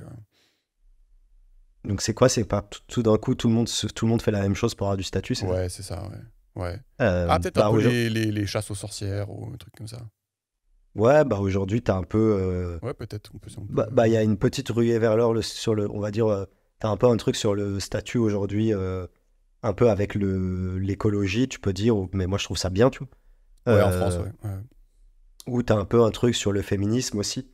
Ouais. Mais tu sais, ça rejoint le débat sur le virtue signaling, tu vois. Oui, d'accord. Sur les gens qui veulent afficher leur vertu de manière un peu ostentatoire pour acquérir du statut, tu vois. Et qui du coup deviennent un peu trop zélés ou un peu plus royalistes que le roi. Mais après, c'est des mouvements globaux que je cautionne, quoi. Je trouve ça, tu vois, limite, je trouve ça, enfin, tu vois, pourquoi pas qu'il y ait un extrême, tu vois ce que je veux dire. Oui. Non, mais c'est ça. Ben, ouais, il en parle aussi. Je vais pas en parler, mais il en parle aussi de ce signalement de la vertu. Et oui, en effet, c'est un phénomène où tu peux éventuellement avoir des quantités de statut illimitées qui sont à disposition. Et moi, je sais pas comment on dit ça en français, mais moi, ça me fait un peu cringe. Je sais pas comment on dit ça. Ça me fait... Oui. Comment on peut traduire en français? Cringe, français. Bah, ça te dégoûte un peu, ça te gêne. Ça te met mal à l'aise. Ah, voilà, ça suscite l'embarras, ça c'est bien. Ouais. Ça me met un peu mal à l'aise quand je vois que quelqu'un fait ça pour signaler sa vertu. Du coup, j'aime pas trop, je suis un peu mal à l'aise. Mais c'est pas l'exemple qu'il donne. L'exemple qu'il donne, il est assez génial. Donc je sais pas si tu savais, mais dans les années 80, tu pouvais gagner d'immenses quantités de statuts en croyant qu'il y avait de puissants réseaux pédophiles sataniques qui opéraient dans les crèches des États-Unis. Je sais pas si tu connaissais ce truc-là, moi je connaissais pas du tout. Ok. Ça s'appelle la panique satanique des années 80. Et c'est un truc genre... Putain, mais les Caris, ça fait quand même longtemps que c'est des génies, tu vois. Genre entre les QAnon, le Pizzagate, ils sont quand même très forts. Et donc là, alors je sais pas si c'est... Si c'est une bonne explication, ouais, ça peut être une bonne explication. Il dit les femmes s'étaient émancipées et avaient commencé à travailler et les enfants allaient à la crèche. Et donc la crèche, c'était forcément devenu l'œuvre du diable. Je sais pas si c'est une bonne explication psychologique du truc, mais je trouvais ça rigolo. Et donc, sur cette panique satanique, tu avais des conférences, des séminaires, des formations sur le sujet. La règle numéro 1, c'était toujours croire les enfants. Donc si l'enfant affirme qu'il ne lui est rien arrivé, c'est qu'il lui est arrivé des choses. Leurs interrogatoires étaient filmés. Tu les vois insulter les enfants du style « mais t'es débile ou quoi ?» quand ils disent qu'ils n'ont pas été violés. Tu les vois les complimenter quand ils disent qu'ils ont été violés. Il y a les victimes de ces imbéciles qui témoignent, qui disent bah, moi j'avais 5 ans et je mentais parce que je voyais bien qu'en mentant j'avais accompli quelque chose et que tout le monde était content. Évidemment, hein, je voulais pas passer pour le débile de la classe qui se souvenait pas. Donc les allégations c'était quoi? C'était que on agrafait les yeux des enfants, qu'on les enterrait dans des cercueils sans air tout en regardant un avocat sacrifier des centaines d'animaux, violés par des troupeaux de nonnes, balancés par-dessus bord de bateaux dans des eaux infestées de requins, emmenés de force dans des cimetières pour tuer des bébés tigres, mis dans des toilettes et emmenés dans des tunnels du viol en tirant la chasse. C'est quoi ça? Ah oui, on te met dans les toilettes, tu tires la chasse et ça t'emmène dans le tunnel du viol. Et le tout, Mais- à chaque fois, pendant la journée, et ils étaient de retour à temps à la crèche pour l'arrivée des parents. Donc tu vois que c'est vraiment un truc de ouf, quoi. Enfin, en gros, moi j'ai limite j'ai du mal à y croire. Et Mais c'est quoi son point avec ça, tu vois? Bah, Ce que je veux dire, c'est que c'est une anecdote de la connerie humaine, tu vois. Ok, mais genre, je veux dire, c'est qu'il va te citer toutes les conneries humaines auxquelles les gens ont cru et il va te dire, ok, c'est du statut. bah, Genre, non, je sais pas. non, en fait, je pense que c'est plus Ouais. subtil que ça. C'est qu'en fait, vu que ça t'octroie du statut de dire ah oui, je suis concerné par les enfants dans les crèches, machin. En gros, il y a Ah oui, jamais. ça répand le. Ouais, il n'y a jamais le check où le mec il te dit ah ouais, non, là je crois pas quand même, il y a moyen que ça soit pas vrai. Il n'y a jamais cette barrière-là parce que en fait, en fait, il y a un terme technique en psychologie qui cite, ça s'appelle une panique morale. C'est intéressant. Hein. Ok, c'est qu'en gros, oui, d'accord. Bah, il y a un terme technique, c'est une panique morale. Ouais, bah peut-être que ça t'accroît du statut et puis aussi peut-être que à l'inverse, genre les gens qui seraient capables de dire non, c'est un peu con, bah ils voient pas l'intérêt de le faire, tu vois, parce qu'ils te trouvent trop con, tu vois. Tu vois. Ce que je veux dire, c'est que c'est pas évident que c'est juste une histoire de. Ou peut-être qu'il n'y a pas de statut aussi à se battre contre le bolos, tu vois. Genre, je sais pas. Non, mais non, je sais pas. Je sais pas. Moi, enfin, c'est pas comme ça qu'il veut nous le faire lire et c'est pas comme ça que je le lis, ouais. Ouais. Oui, mais C'est plus après, que il t'en coûte réputationnellement parlant. d'accord. En gros, le jeu en veut pas la chandelle de venir dire non, mais c'est pas vrai parce qu'en gros, on va te dire que t'es quelqu'un d'insensible, que tu t'intéresses pas à la cause, machin. Tu vois. Et donc, je pense Oui. que en fait, le point, c'est que c'est possible d'atteindre de tels niveaux de conneries. Parce que t'as pas de check en fait, t'as pas de point d'arrêt en fait. Personne jamais qui te dit stop en fait. Donc Ouais, en fait, il y a peut-être. Comment dire? Il y a peut-être aussi une articulation entre la confiance en soi et la quête de statut, tu vois ce que je veux dire? Genre, Mm. peut-être que, je sais pas, je suis en train de développer une théorie, mais genre, peut-être qu'il faut avoir un niveau élevé de confiance en soi et de perception de sa valeur pour être capable de faire des actions qui vont te faire perdre du statut. ouais. Ouais, du coup, c'est peut-être ce que je déduis de cette histoire-là, c'est qu'en gros, s'opposer à cette histoire de merde dans certains milieux, ça te faisait perdre du statut. Mm. Et pour le faire, bah, il faut vraiment avoir un certain niveau de confiance en soi ou d'éthique personnelle ou de perception de sa valeur. Mm. Ouais, voilà. Ou trouver vraiment son statut ailleurs, mais du coup, oui, j'en sais rien. Ouais, bah c'est. En fait, ça me perturbe cette histoire parce que ce que j'aime pas dans son truc, c'est qu'il essaye de créer une sorte de théorie comportementale globale où tu expliques 100% des comportements par cette quête du statut, tu vois. Mm. Et je sais pas, je trouve ça trop simple, quoi, ça me vénère un peu. Et mais en fait, parce qu'en fait, le problème, c'est que peut-être que c'est un peu trop vieux pour nous et on n'était pas là. Mais en fait, tu sais, ce phénomène de panique morale, tu sais, tu peux le retrouver aussi. Non, mais c'est pas vieux, tu peux le retrouver en fait dans toutes les conneries qui se répandent, quoi. Les trucs QAnon, comme tu dis, les anti-vax, les Pizzagate, enfin, il y a plein de trucs objectivement cons auxquels Ouais. plein de gens croient, tu vois. Ouais, mais enfin, pour moi, le truc le plus connu, c'est, tu sais, souvent on dit que en 2020, tu as eu un pic woke. Je sais pas si tu as déjà entendu parler de ça, qu'en gros, il y a eu un pic en 2020.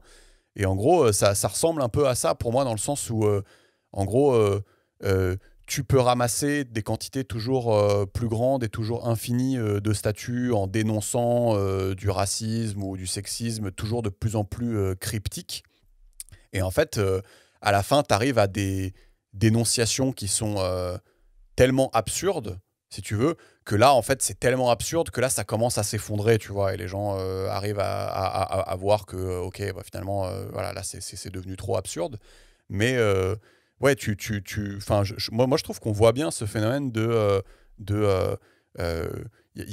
comme il dit, il y a une espèce de statut infini qui est accordé aux gens, tout le monde se jette dessus, et après, ça devient de plus en plus absurde.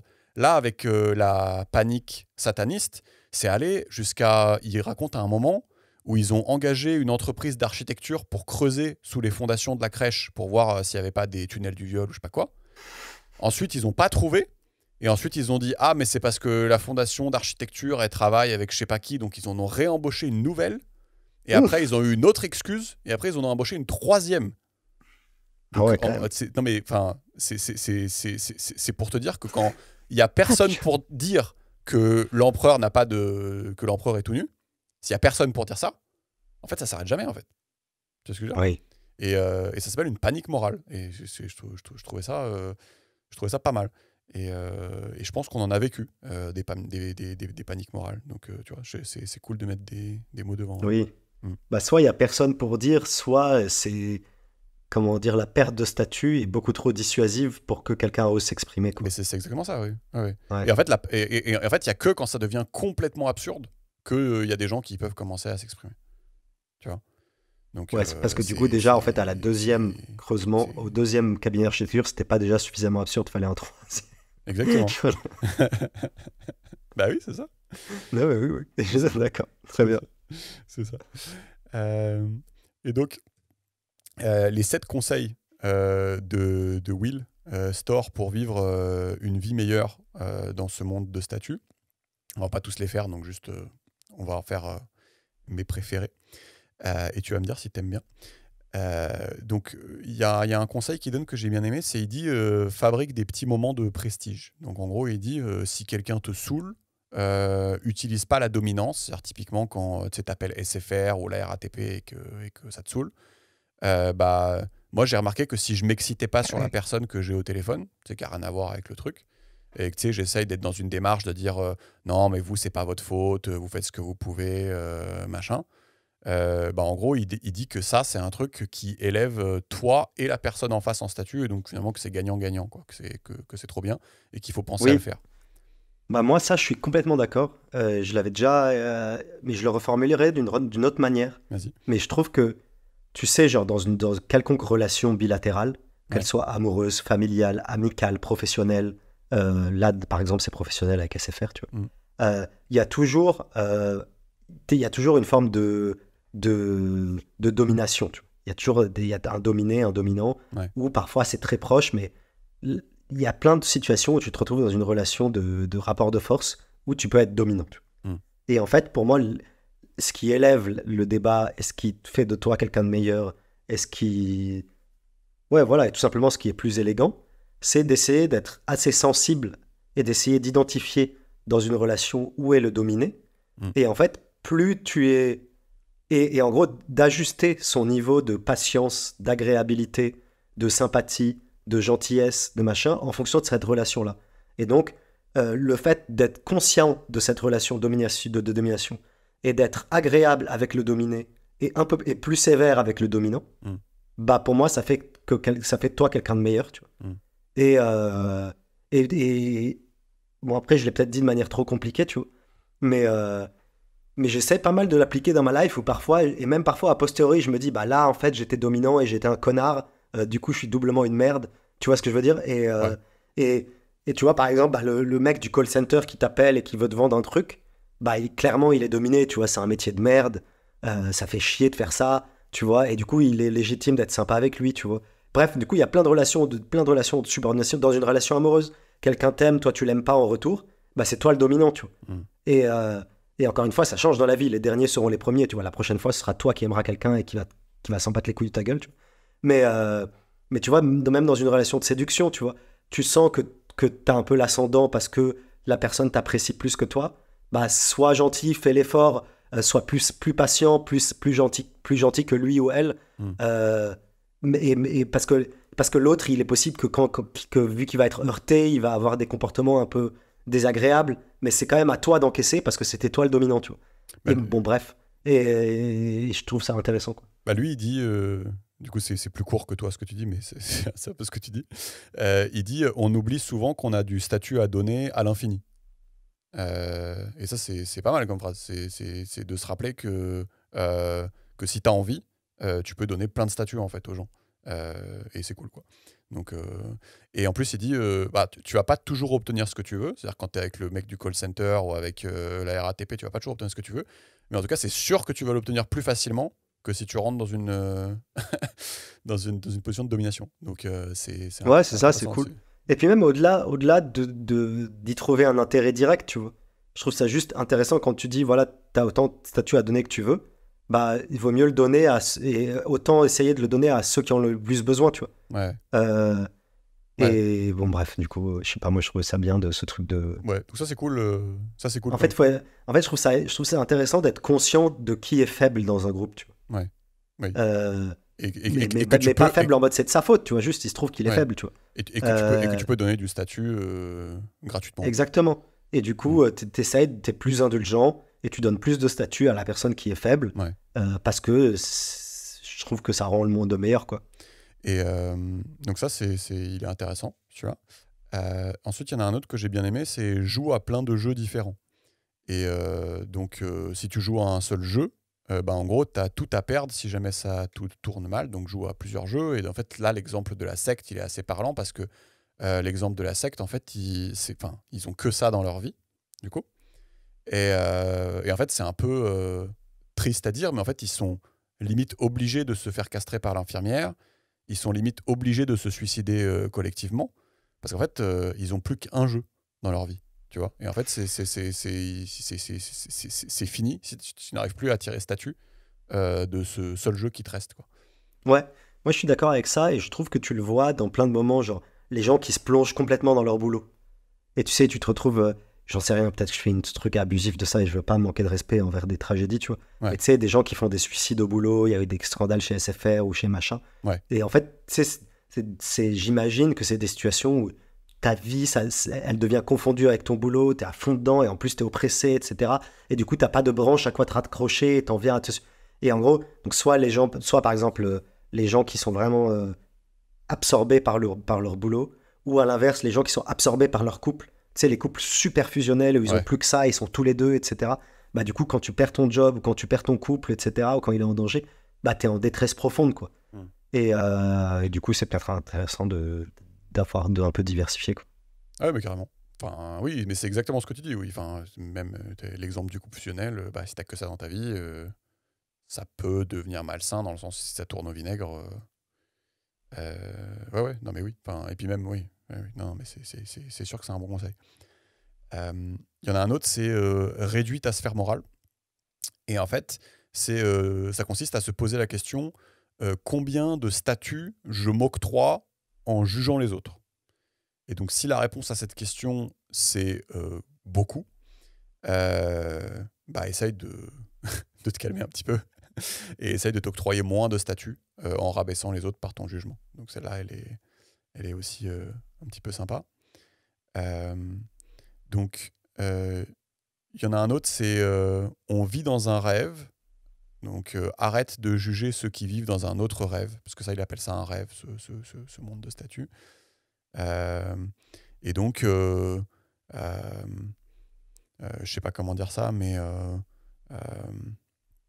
Bah, ça, par exemple, je sais pas si je suis d'accord. Après, j'ai beaucoup moins réfléchi à la question que lui. vas-y, ouais. Mais tu sais, genre, en gros, si on dit le statut, c'est un peu la monnaie sociale.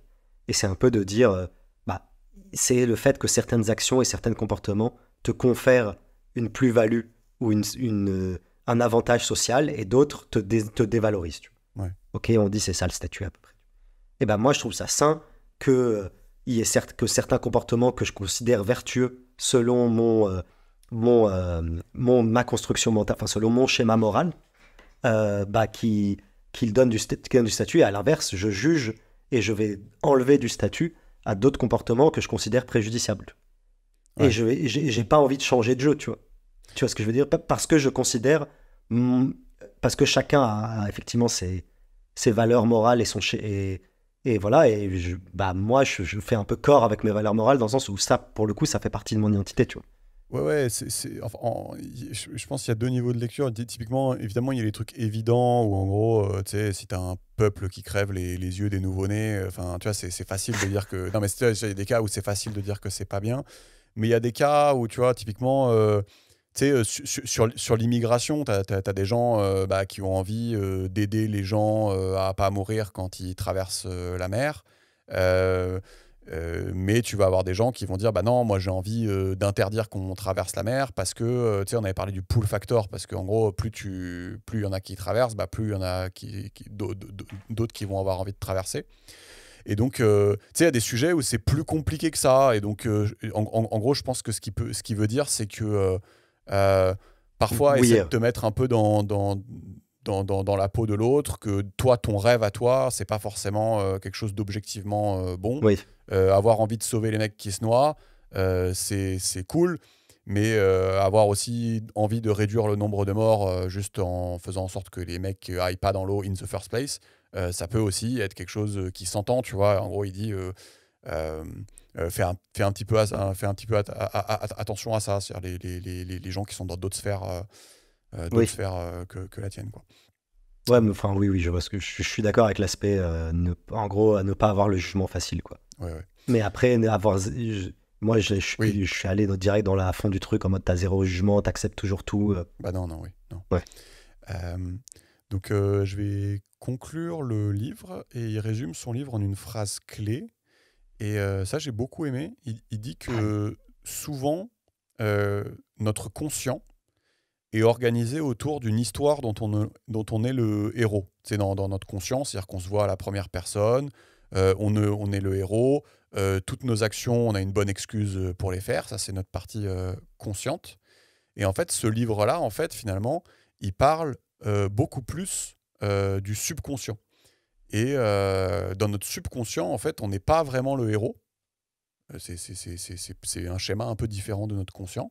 Dans notre subconscient, on n'est plus vraiment le héros. On est quelqu'un qui surveille notre statut, et on est en train de l'optimiser. Et ça se passe dans le subconscient.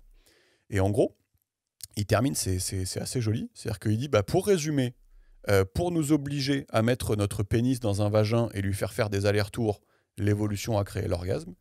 Pour nous obliger à nous occuper des petits enfants pleins de caca, l'évolution a créé l'amour. Pour nous obliger à insérer des objets étrangers dans notre bouche, l'évolution a créé le goût et l'appétit. Et enfin, pour nous obliger à coopérer, l'évolution a créé la joie de la connexion à autrui, et la joie d'être apprécié. Et en fait, c'est la joie du statut.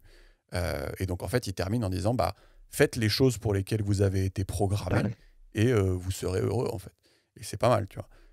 C'est pas mal. J'ai bien aimé ça, cette distinction entre conscient et subconscient. C'est beau. C'est beau. Donc, Mais du coup, juste sur cette histoire de statut, ouais. enfin, c'est. Comment dire? C'est un peu validé scientifiquement. Parce que. Enfin, je comprends et tout, je vois le point de vue global du récit et je trouve ça intéressant. Et même les différents éléments, les différents conseils qu'il a donnés à la fin, je trouve ça assez beau et je souscris, tu vois. Mais genre, est-ce que le postulat sous-jacent de son livre, qui est de dire l'essentiel de nos comportements, voire 100% de nos comportements, sont conditionnés et sont générés par une quête perpétuelle de statut, est-ce que ça, c'est genre validé scientifiquement ou c'est juste sa fanfaronnade à lui, tu vois? Je sais pas trop comment répondre à ta question. En fait, moi, là, ce qui me fait un peu kiffer en ce moment, c'est je suis un peu en quête. Je cherche des grilles De statut. Non. T'es en quête de statut, Bah oui, c'est tout. du coup, in fine, ouais. Mais en fait, je suis en quête de savoir, de trouver des grilles de lecture sur pourquoi les gens pensent des trucs que moi j'estime très très bizarres, tu vois. Et donc je suis en quête d'un maximum de grilles de lecture qui pourraient m'expliquer ça.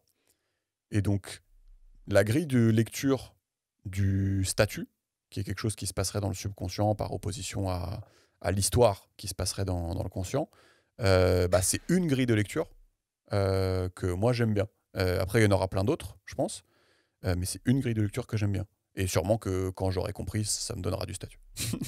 Mais tu vois, je sais pas comment répondre à ta question, parce que je pense que c'est une grille de lecture. Tu vois, et Ok. je me dis, c'est cool de l'avoir en tête. Et moi, ça m'aide. Ça m'aide à comprendre les paniques morales. Ça m'aide à comprendre les sectes. Ça m'aide à comprendre les gens qui se retrouvent dans un groupe, peut-être avec des idées, on va dire, controversées. Ça me donne une clé par laquelle je peux dire, ah bah là, il a fait ça parce que, ou là, il peut pas faire ça et c'est à cause du statut. Tu vois, ça me donne une clé en plus. Ouais, non, je suis d'accord, c'est intéressant. Voilà. Donc, toi, ça avait l'air de te vénère, mais je sais pas si, je sais pas si du coup, t'es content Non, d'avoir une clé ça en m'a pas plus. vénère. Non, mais globalement, je trouve ça super intéressant. Le concept est intéressant, Ouais. les exemples sont cool. Encore une fois, les conclusions qu'il en tire et les conseils qu'il donne à la fin, je les trouve très, très actionnables et intéressants. Tu vois. Mm. C'est plus le côté maximaliste de sa théorie qui me perturbe. Tu vois. Ouais. Tu sais, moi, je me méfie toujours un peu quand tu as une façon de voir les choses. Tu vois. Et là, genre, il voit tout un peu à travers le statut. Mais Ouais. après, le truc, c'est que j'ai rien d'autre à proposer. Donc, tu vois. Ouais. Mais voilà, je trouve ça intéressant. Quoi. Ouais. Et en plus, je sais pas en quoi ça vient rajouter au truc, mais en fait, je sais pas quel impact ça a, ce que je vais dire, mais le bouquin est vachement bien. C'est-à-dire que ça fait longtemps que j'ai pas lu un bouquin aussi bien, en fait. Et Ah ça, ouais, putain, mais ça faut le dire au début, là, que les gens, ils achètent. non, mais c'est. Parce que globalement, tu sais que personne n'arrive genre, à 20 minutes, on a perdu tout le monde. Hein. Donc là, C'est ça. tu te dis beaucoup trop tard, les fanfaronnades. Tu vois. C'est ça. Je vais au montage, je vais le remettre dedans. Et non, mais ouais, le bouquin est vraiment très très bien et il est tellement bien que du coup j'ai direct acheté d'autres trucs de lui en fait tellement j'ai trouvé ça bien. Donc ça fait longtemps que j'ai pas lu un truc aussi bien. Et c'est peut-être pas évident à faire en épisode parce que il y a beaucoup de chapitres. Et chaque chapitre, c'est un petit truc, une petite histoire un peu sympa dans laquelle il dit ah bah on pourrait appliquer cette grille de lecture. Donc c'est peut-être pas évident à faire en épisode, mais c'est vraiment vachement cool. Et donc je pense qu'on en fera d'autres de ce gars-là. Mais voilà, je suis content de repartir avec ça dans ma besace. Mais ouais, je pense que tu vois, Bah non, c'est cool. Merci. voilà, bah, des bisous alors. Puis, Bisous. allez,